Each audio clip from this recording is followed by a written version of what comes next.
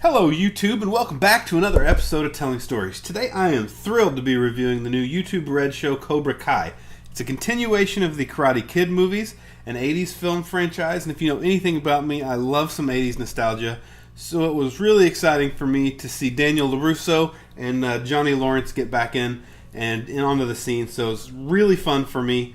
I know I said I'd be doing a Red Rising TV kind of spot today. I'll do that next week, so stay tuned. Go ahead and put that gi on, tighten up that headband, and let's get ready to talk about Cobra Kai and why it resonates so much 30 years after the original Karate Kid. So, I'm Andrew Crabtree, and this is Telling Stories.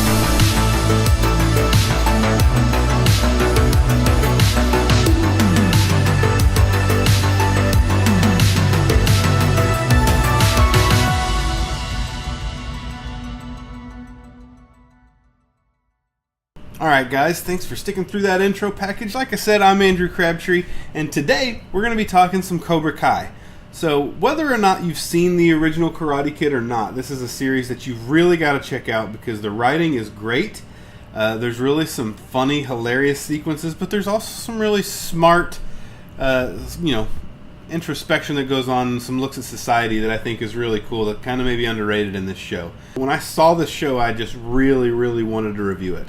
So we're going to talk about Cobra Kai and why it resonates 30 years after the original.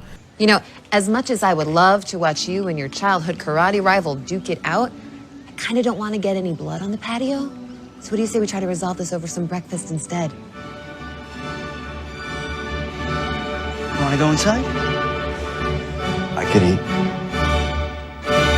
So one of the best things I thought they did with this was that they did not make it a remake or any new spin. It was literally a 30 years later. So we leave Karate Kid 30 years later.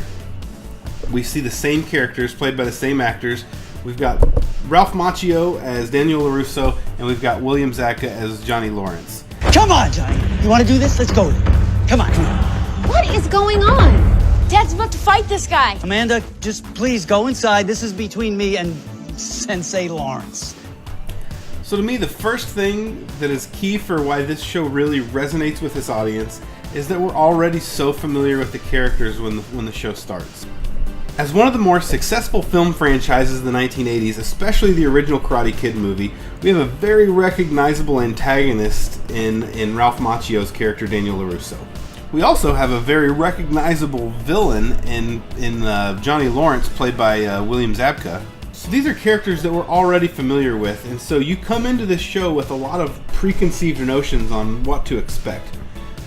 You know, when I watched this movie as a kid, I loved me some Daniel LaRusso, and I loved me some Mr. Miyagi, and absolutely hated the Cobra Kai dojo. And that's the way that story was told and set up. But this show actually shatters all the preconceived notions you thought you had about those two characters. And really, it blurs the lines between hero and villain to a point where there really isn't a true hero and a true villain. And right now, you're all weak. And I know that. Because I was you.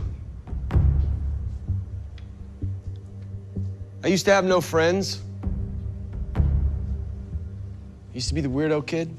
I'm not that weird. I still hooked up with babes and all, but the point is, I wasn't always the badass sensei I am today.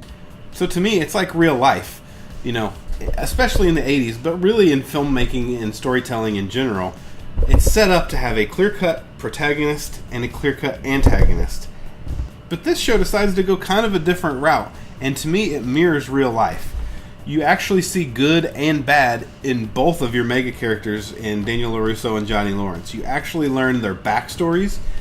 Especially with Johnny Lawrence's character, we actually learn a lot of his backstory, and we see, some of the negative influence that he had on his life in high school that led him to kind of be this jerk character. Yeah, I was wondering if I could take a karate class. Karate?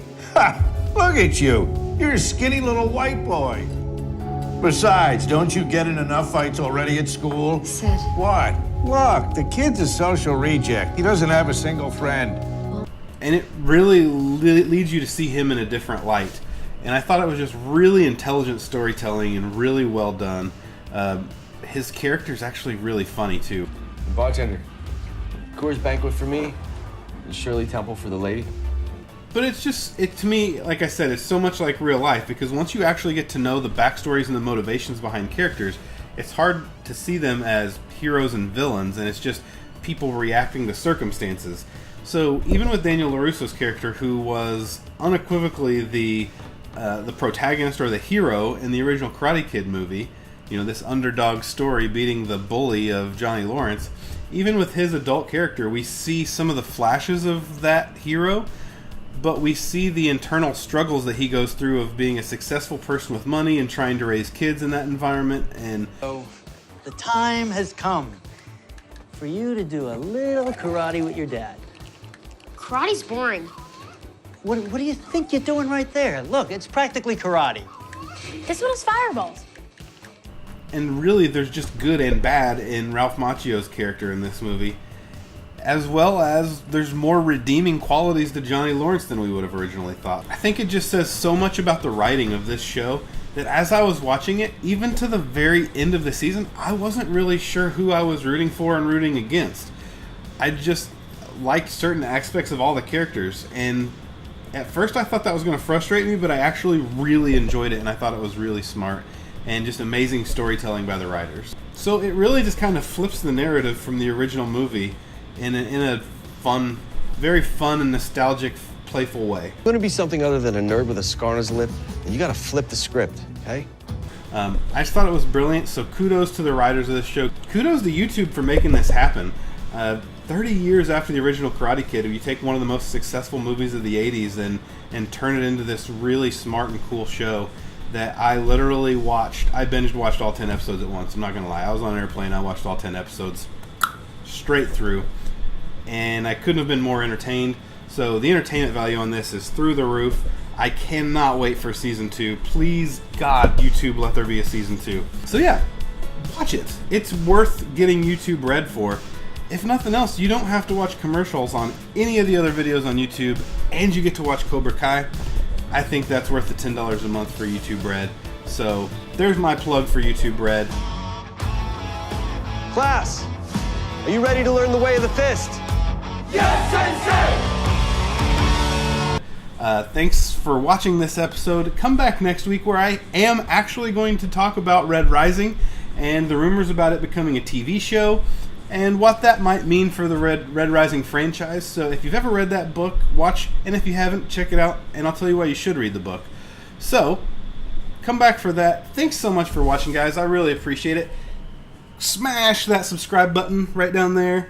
I do a happy dance. You click the button, I get happy when I see my sub count go up. Alright, so now that you've subscribed, I'm happy, and I'll see you next week for some Red Rising. Thanks, guys. Oh, and I'm Andrew Crabtree, and this has been Telling Stories.